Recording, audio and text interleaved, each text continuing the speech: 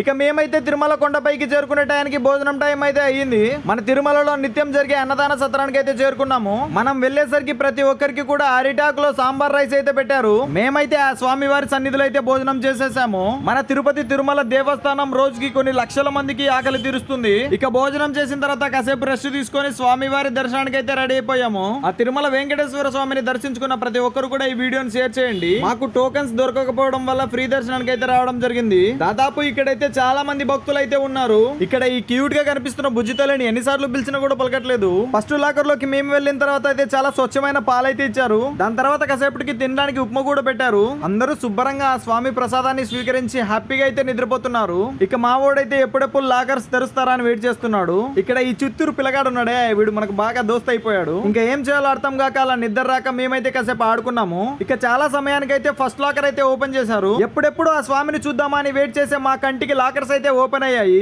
ఇక మేమైతే ఆ స్వామిని స్మరించుకుంటూ సెకండ్ లాకర్ కి అయితే వెళ్ళిపోతున్నాము. రెండో లాకర్ కి వెళ్లే దారి మార్గాల మా దగ్గర ఉన్న మొబైల్స్ అయితే తీసేసుకున్నారు.